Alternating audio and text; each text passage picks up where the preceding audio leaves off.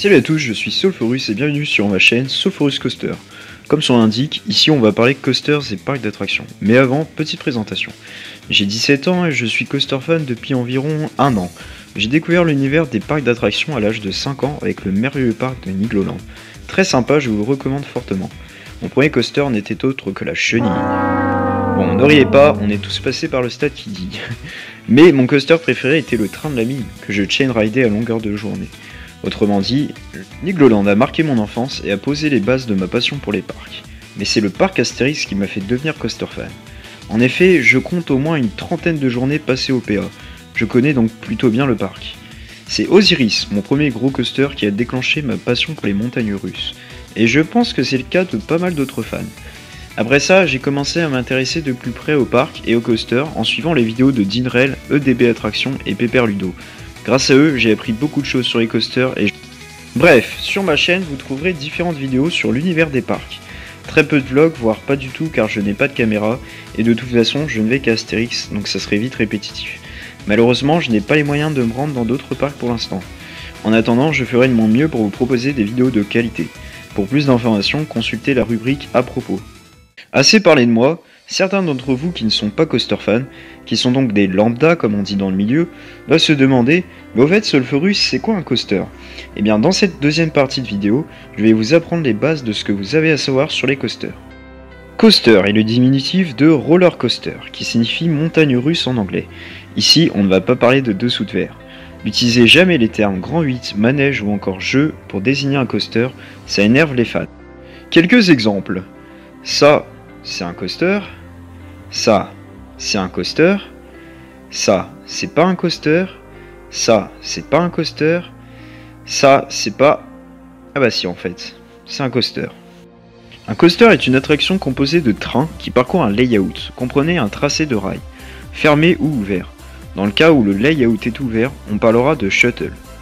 Les différentes sensations ressenties sont principalement dues aux forces G qui évoluent au cours du ride, au cours du tour si vous préférez.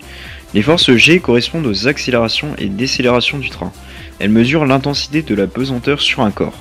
Ainsi, si vous ressentez une force de 3G par exemple, vous vous sentirez plaqué contre le siège. C'est le cas lors d'un looping vertical. A l'inverse, en passant sur une bosse, les G seront négatifs et vous décollerez du siège. On appelle cela un airtime, dédicace à Dinrel. Les G peuvent être verticaux, horizontaux. C'est bien beau tout ça, mais comment lancer le train sur le layout? Tout d'abord avec un lift, c'est-à-dire une montée, suivie d'une descente, la drop. Il existe différents lifts, chaînes, pneus, etc. Mais le train peut aussi être propulsé en ligne droite, on parle de launch. C'est le cas de Blue Fire à Europa Park par exemple. Ici aussi différents types de launch, magnétique, pneus, volant d'inertie, etc. Je ne préfère pas rentrer dans les détails techniques, Enfin, pour terminer, corrigeons quelques erreurs qui sont souvent faites par les lambda lorsqu'ils parlent de coaster. Ce qu'ils appellent looping et vrille s'appelle en réalité inversion, des figures qui nous mettent la tête à l'envers.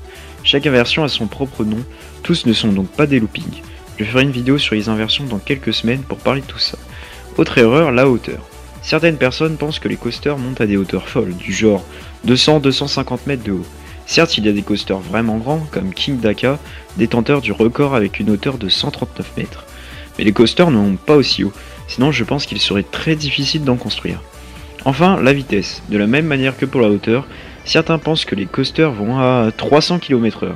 Or c'est faux, sinon ça donnerait quelque chose comme...